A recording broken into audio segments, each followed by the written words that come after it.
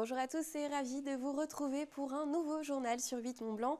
Nous sommes le mardi 11 février 2020 et voici les titres. Les vacances ont débuté pour la zone C dans les stations. La période des congés de février est un moment crucial de la saison.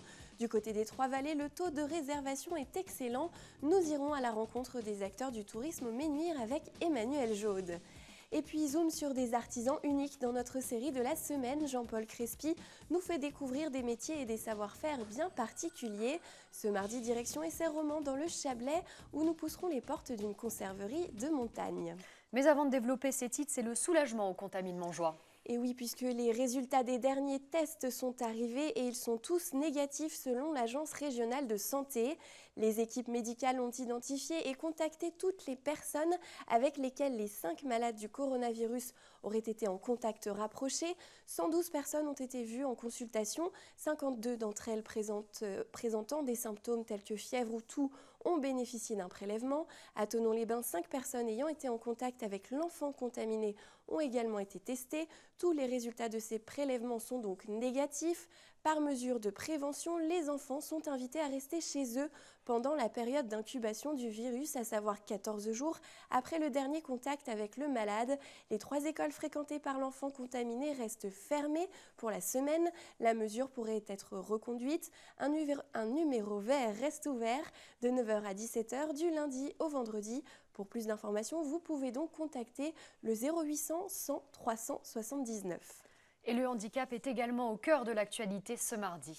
La loi handicap a aujourd'hui 15 ans. Elle a créé une série de droits et d'obligations en matière d'accessibilité et d'inclusion des personnes à mobilité réduite. Mais ces mesures sont loin d'être toutes respectées. Le gouvernement a ouvert ce mardi une conférence nationale sur le sujet. L'association France Handicap était-elle mobilisée, notamment en Savoie? Selon le collectif, 9 personnes sur 10 éprouvent des difficultés d'accessibilité dans leurs déplacements en France. Une trentaine de personnes s'est donc réunie sur la place de Genève à Chambéry pour faire prévaloir les droits des personnes handicapées. Fanny Péchinet a recueilli quelques réactions sur place, on les écoute. Il faut faire bouger la société en fait, parce que les politiques, nos députés, ils nous oublient. On est des voix de garage. Alors ils aiment bien qu'on fasse bouger la société, qu'on fasse parler, qu'on fasse évoluer la société, mais ils n'aiment pas trop nous aider. En fait, ils ont mis de l'argent, ils ont mélangé l'argent avec l'humain. Et c'est de pire en pire. On n'a pas pris sous notre bonnet d'être handicapé et d'être en fauteuil obligatoirement. Et bon, je ne sais pas encore combien d'années je vais vivre, donc je ne sais pas si mes revenus pourront suivre pour avoir autant de soins dont j'ai besoin. Je suis tombée en cueillant des fruits toute seule, voilà. Je suis tombée en arrière et je me suis fracassé la colonne vertébrale, donc je n'ai plus l'usage de mes jambes. Alors ça, c'est le côté visible. Mais il y a des choses invisibles qui sont inhérentes à la paraplégie. Nous sommes des personnes normales, entre guillemets.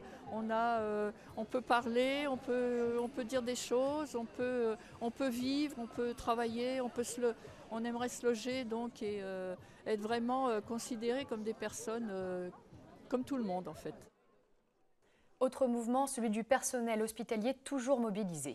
À 3 jours d'une importante journée de mobilisation nationale, une cinquantaine d'agents hospitaliers du Change à Annecy s'est rassemblée sur le parvis de l'hôpital. Ils répondaient à l'appel de la CGT et de FO. Ces personnels dénoncent un dialogue social rompu avec la direction. Ils pointent aussi du doigt des conditions de travail dégradées.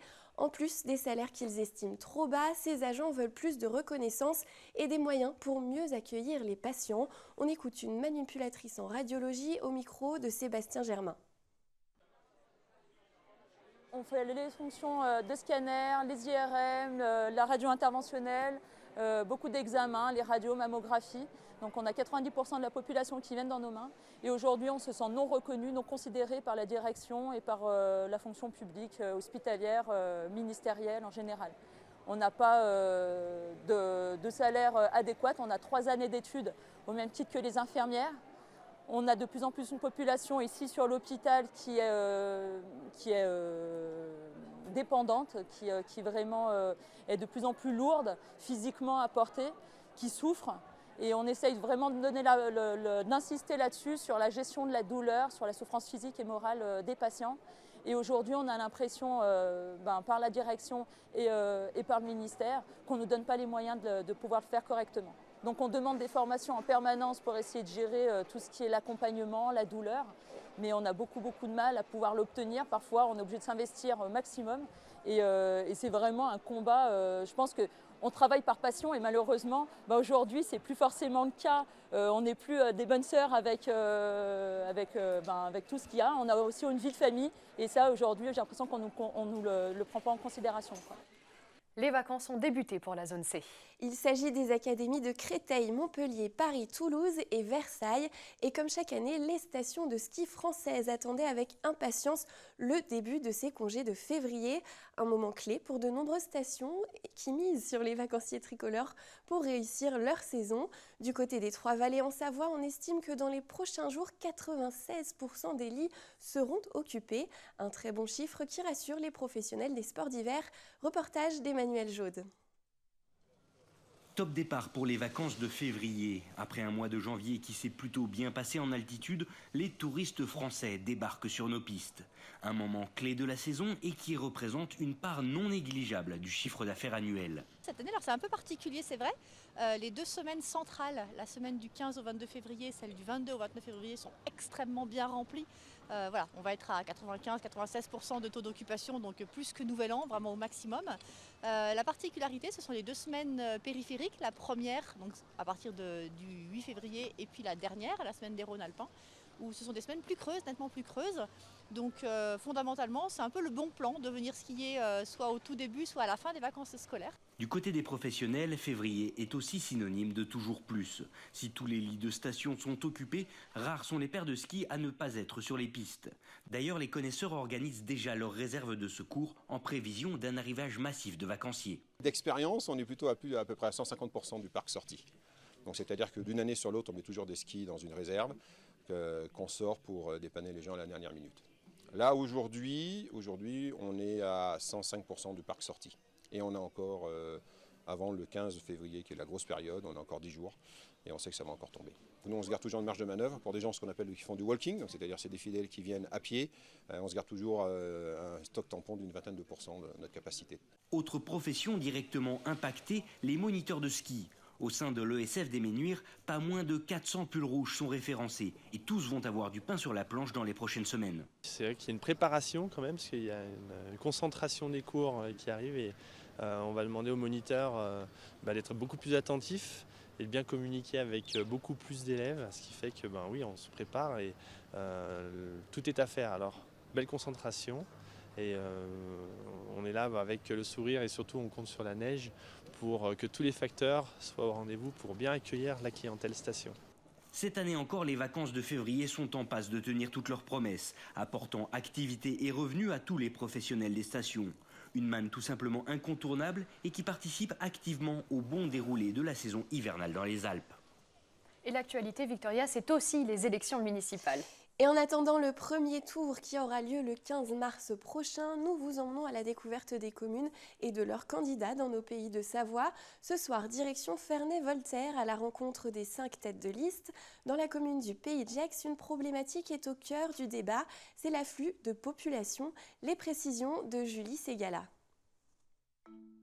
C'est une petite qui a tout d'une grande. 3e commune la plus peuplée du Pays de Gex avec 2000 habitants au mètre carré, Ferney-Voltaire n'occupe pourtant que la 25e place en termes de superficie.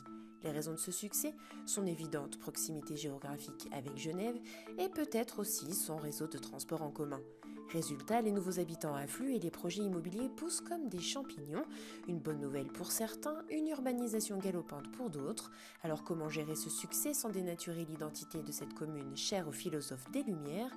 Nous avons posé la question aux candidats. L'arrivée de nouveaux arrivants à Ferney-Voltaire est une chance pour accompagner d'une manière cohérente le développement de la ville. Nous croyons fermement à la transition écologique. Et nous savons très bien que le développement durable ainsi que l'environnement sont essentiels si nous voulons garantir l'avenir de nos enfants. Nous souhaitons préserver les espaces verts, mais aussi améliorer l'offre et l'accès aux transports en commun. Nous souhaitons aussi faire en sorte que Ferney-Voltaire devienne une ville inclusive. Nous souhaitons garantir l'accès à un logement abordable et décent pour tous. Nous croyons fermement à la réinsertion des personnes en difficulté, telle que l'avait fait Voltaire à son époque. Ferney-Voltaire se doit de devenir un modèle de développement pour le XXIe siècle. Ferney-Voltaire a tout pour plaire et c'est le programme que nous porterons au municipal. Il faut rappeler que cet afflux découle de la bonne santé de l'économie romande, amplifié hélas par le plan local d'urbanisme de densification massive porté par la mandature Bellan de 2014. Une fois ce constat fait, il faut contenir et corriger ce phénomène, passer d'un urbanisme subi à un urbanisme choisi. Notre première priorité est la préservation du patrimoine historique et boisé. Cela passe aussi par la défense de la culture et de notre économie. Cela ne peut se faire qu'en pensant bien sûr aux mobilités avec l'arrivée du tram et le développement des mobilités douces. Enfin, c'est le renforcement des équipements et de la sécurité pour garder un cadre de vie agréable. Je pense à l'arrivée d'un hôpital ou d'une nouvelle infrastructure sportive et culturelle. Conserver l'identité de Ferney-Voltaire me paraît quelque chose de compliqué, puisque Ferney-Voltaire a vu sa population croître de manière tout à fait démesurée. Par contre, ce qui me paraît important, c'est de pouvoir contrôler l'habitat. Pour ça, il y a deux mesures possibles.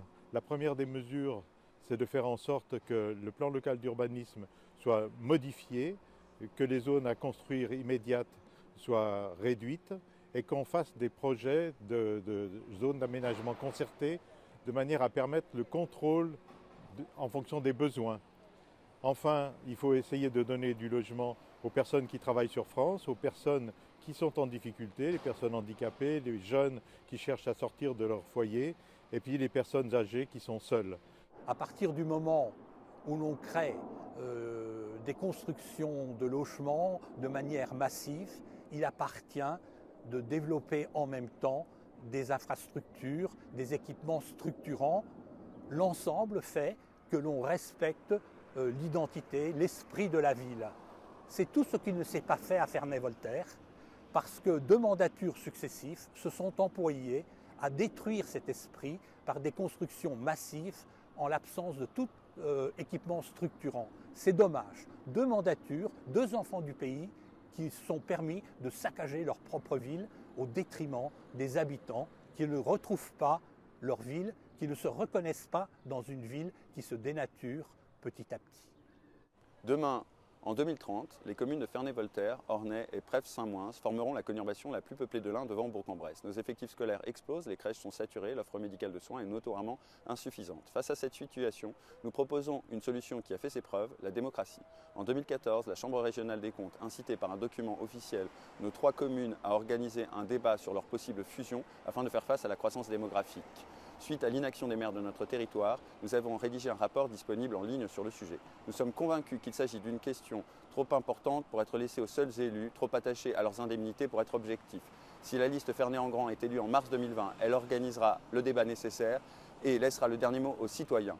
Car en démocratie, c'est à ceux qui en subiraient les conséquences de prendre les décisions.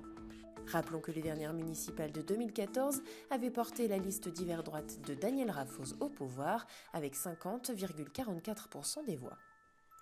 Place maintenant à notre série de la semaine.